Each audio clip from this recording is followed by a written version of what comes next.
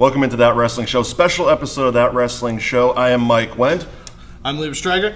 And with us today, Matt Taven of Ring of Honor. Matt, thanks for joining us. That would make me Matt Taven. That would make you the Matt Taven. Well, thank you guys for having me. Absolutely, Thanks for man. coming. Ring of Honor Best in the World pay-per-view is next Friday, actually. Yes. 23rd in Lowell, 9 p.m.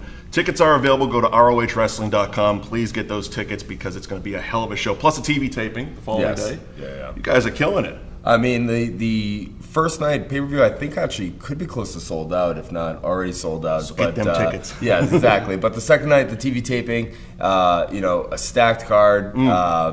Best of the best. Yeah, I mean, you have everyone from Best in the World going to be there. So if you can't make it to Friday, make it to Saturday. Definitely. And I think you should just go to both. And exactly. You got to go to both. And the ROH shows are always fun because you guys do like autograph signings beforehand, meet and greets. It's very a personal experience with the fans. Oh, definitely. And if you've ever been in the Memorial Auditorium, that building's like right on top of you. Yeah. So like you're in it. You're in the thick of things. And last time we were on pay-per-view there, unfortunately, I was still injured at the time, but just kind of snuck out and was part of the crowd for a little bit. What an incredible atmosphere. And it's good because last time I talked to you on the radio, you were still nursing your injury. Yeah. It's good to have you back. How's the knee? It's good. It's good. It's functioning. So that's all I can ask for right now. It's good to have air in the tires. Yeah, exactly. Every once in a while you have to refill the tires a little bit, and sometimes you get a little bit low, but every day it works on getting better and better. As long as they're spinning, that's the important part. Exactly. As long as I can walk, which is an upgrade. And you and Vinny have a match this weekend against CMLL's Ultimo Guerrero and El Terrible? El Terrible. But yes, terrible. Terrible. I'm phonetically spelling. Gotta throw a little stank on it. Yeah, exactly. You gotta roll those R's. Terrible. All right. Yes. Tell me about your opponents. Well, I mean, Ultimo Guerrero, if you know Mexican wrestling at all, you know Ultimo Guerrero is a living legend. I mean, down there, he is looked at as a god amongst men. I had the opportunity to wrestle him in Arena, Mexico. One of the most incredible experiences of my life. One of the most hard-hitting matches I've ever been in my life. I mean, if anyone knows anything about Mexican wrestling, the rings are actually made after boxing rings, so they're a little, snug compared to the American rings. And Ultimo Guerrero's offense also is pretty powerful as well. And I got caught in a power bomb off the top rope that I don't think I'll ever forget. It kind of made me feel like my soul left my body for a little bit, but. He's one hell of a competitor, and I've wrestled him so many times down in Mexico, from singles to six-mans, and every time it brings out the best in me. So I'm really looking forward to wrestling him in front of my home crowd.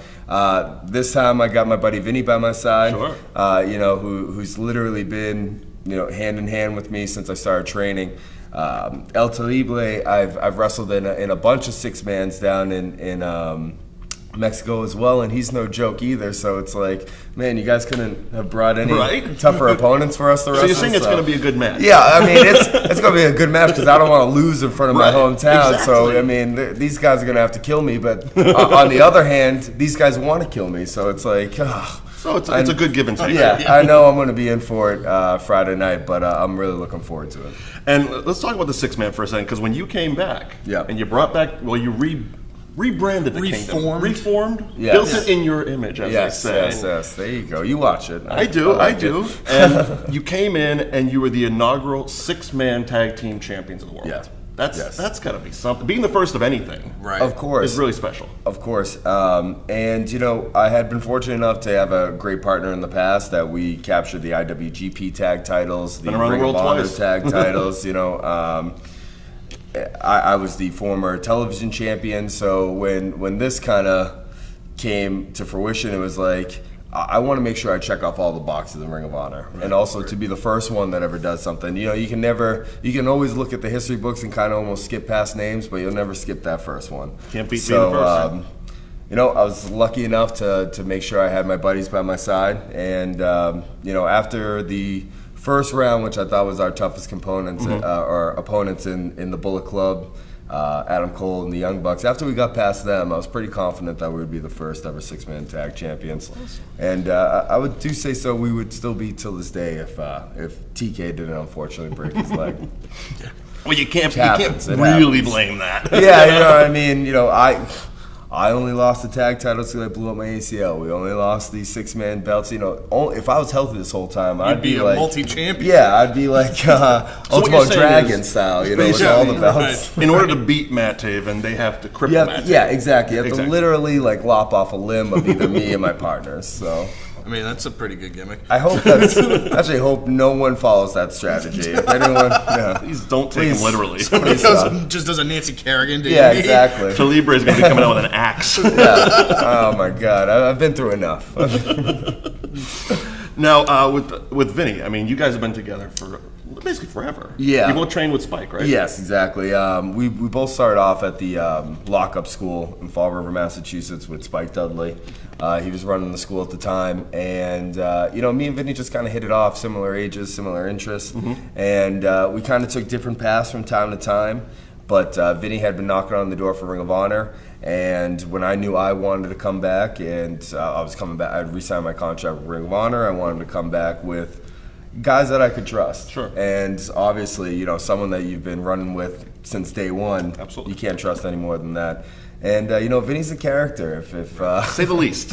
Yeah, you know, I mean, all you have to do is look at, you know, his Instagram or Twitter to see the kind of kookiness that Vinny's always into. So to have a guy like that always kind of keeps you on your toes as well, it's entertaining for me. I love it because as a horror movie fan, if we had him here, that's all we talk about the whole day. No, exactly. And I'm a big horror movie fan as well, so like Vinny almost, he loves to always ask me, what movie's that from? I'm like, that stuff's an obscure, he's trying like, to stump you. Gore. Oh, yeah. Some sort of French from exactly. the 40s horror movie. We'll like see like some chair. He's like, you know what movie that chair's in? I'm like, how would I know that, Vinny? How would I know? How much time do you have in your hands? Yeah, exactly. Right? You go to his head and like, I love Vinny. He's got a beautiful 2-year-old daughter and stuff, and his wife is the best. But you go over to his house, and you know, you think you're at like Ripley's Believe It or Not, because there's like framed memorabilia, cases, memorabilia of like different horror movie stuff, and you know, I love the kid, and he's fantastic. That's awesome. And I mean, as you said, you've won titles around the world, been around the world twice, as they say. A couple times, yeah. What would you say? What would be your favorite country to wrestle in, first of all, besides being at home? You know, it's tough because I was asked this question before, and it's such a toss-up. You know, you being at home, you almost take it for granted and stuff. So I always look at, you know, other things, and you know, English crowds are great. There's two kind of distinct memories to me, though, that always stand out when I think of this question. Winning the IWGP titles in a sold-out sumo hall was unreal. You know what I mean? You're in Japan. You're in Tokyo, which is one of the craziest cities I've ever been in. But like, sumo hall is such a different atmosphere because they literally don't have seats. They all sit kind of Indian style on these little platforms. So it's 12,000 people all sitting Indian style. Yeah, just like patiently sitting. So like when they get riled up, it's like a pretty big deal. And after we won the belts and kind of throwing those belts up and looking at the crowd and stuff, and like, you know, seeing them get out of their Indian style positions, and like, it was so crazy to be like, you know. I've been a wrestling fan my whole life. Sure. So I've watched guys that I grew up idolizing be in this building, in this spot, and like now I'm seeing it through my own eyes. It's pretty humbling. It's outrageous. Yeah. So at the same token, Arena Mexico is always kind of, I've looked at that as the same exact thing, because you know the Malenkos and the Jerichos and the Benoits and Guerreros, it's like those guys I grew up watching, and I used to, you know, follow how they would go around the world, and I was like, one day I want to do all that stuff. And coming down, main eventing as a foreigner, being in a singles main event in Arena Mexico is kind of like, I almost had to afterwards be like, well, I did that, you know. And when I wrestled Ultimo Guerrero in Arena Mexico, and I'd never, you know, been there for this before. I'd heard of it, but you know, and when a match kind of exceeds expectations for a crowd, they'll throw pesos in the ring, and you know, Mexican pesos are coins. Yeah. You know, they'll throw hand dollars like forward, but for the most part, they're throwing coins in the ring. So I'm lying in the ring, and all of a sudden, wham! I got hit in the side of the head, and boom! I'm like, oh my God, what is happening? Are you throwing it as a good thing? Yeah, I'm starting, and they're all cheering still, and I'm like, this is confusing. And Marco Corleone, who was second to me at the time, slid in the ring. He's like, "Oh, they love the match. They're throwing money in the ring." He's like, "But you got to cover up. Those things hurt." I was like, "You could have told me this before because I just got pelted in the back of the head." But man, that was crazy to walk in the back and have like just all this money that they handfuls of coins. Well, yeah, like they scoop it up for you afterwards, and they come back and they're like, "This is for you," and I'm like, "That's interesting, fantastic. Sure, I'll take it." So would you say that that's the most interesting foreign custom in a wrestling ring? Because I always like watching wrestling on TV. Yeah. You know, the ROH audience, very loud, chanting, moving along, being a part of the show. Japanese audience, silent. You know, Yep. so is the pesos being thrown the weirdest thing, or is there something else? The pesos being thrown is up there. Also, like in Guadalajara, Mexico, it's like if you're not there on a Tuesday night, it's like you're missing the biggest show in town. You know what I mean? It's like, you know, the Bruins or Red Sox or whatever are in town. It's like everyone goes there. Right. So it's like when CMLL goes to Guadalajara, it's the same way. So up on the top, there's chicken wire all on the top because in case people throw stuff. The old Blues Brothers thing. Yeah, the exactly. Yeah, which is fantastic. Roll Tide. So like up on top on one side is literally like a hooligan-style soccer like band with the drum, and they're all doing these cheers and stuff. So you'll just be wrestling and in a headlock, and all of a sudden a full song will break out, and you're like, "What is happening?" That in the middle of the match. In the middle of the match, yeah, they'll just start banging on the drum, and everyone will know what's going on. Everyone starts singing, and that was pretty intense. And they also start singing like that in England out of nowhere. They'll just start doing their own little song, and you're like, "Huh. Well, I guess I'll just let them sing right now." Is it kind of like, I mean, they see the American crowd trying to get themselves over? Is that their thing? Yeah. You know, we are awesome chants. But like, I appreciate those ones because it almost kind of like the music and stuff kind of gets you into it, and then you're wrestling with a soundtrack. Yeah, exactly. And then they'll stop when something happens, but they don't sit there and they're like, "Boring, you suck," Which is, I blew my knee and I had someone scream. The last time we talked on the radio, exactly. we bonded over our hatred of those types of fans. Yep. Yeah, don't worry about it. I'm with you on that one. As far as the card at Best in the World, outside of your match, what are you looking forward to watching? Like you said, you're a wrestling fan. Yeah. Which match are you looking forward to seeing? I mean, there's a bunch. Because you got people, I mean, like Bully Ray coming in. Yeah. How awesome is that? And there's... Not that, I mean, he beat you from the thing, but... He didn't beat us. TK was hurt. He crippled the guy. TK was hurt. Silas stepped... It's a long story. I got it. But that is something that I definitely have... on my viewing chart vested interest. Yes, exactly, because it's not that TK will be out forever. He has a broken leg. Legs heal. We'll be back when he gets air back in his tire. Yeah, exactly. Back there. We'll be get back. Pumping a ton of milk. Yeah, exactly. We're getting all those GMOs in them. Trying to make sure that leg heals. But obviously, Bully Ray and the Briscoes against the boys in Dalton Castle. The boys in Dalton Castle always been a thorn in our side as well, so very interested in that match. Also, the Young Bucks against War Machine. That's just going to be a good match. Right. I mean, but at the same time, with TK on the shelf, me and Vinny, we'd love another shot at those tag titles. Why not? I'm a former tag champion myself, and obviously those two teams know each other very well, so they'll tear the house down. But, the one belt that's always eluded me in Ring of Honor is that world title. And the American Nightmare, the almighty Christopher Daniels. I'm very interested to see who walks away with that because I wanted a shot at that as well. So whether it be Cody, whether it be Chris. Just Cody. Yeah. He doesn't have a last name. Whether it's Cody, right. or Christopher Daniels, I'm knocking at that door, so I'll be watching all three of those matches very closely. That's awesome. And performing in front of your hometown crowd, I mean, that's got to be awesome. You got family come in? Yeah, no, I mean, I'll have friends and family. They usually always come in for Lowell. Mm-hmm. It's always funny for me because I'll still get a mixed reaction no matter where I go. So for my friends, they're like, they don't, or I love more than anything is like I have a lot of cousins that live in New York. So when we go to New York, they're like, everyone hates you, huh?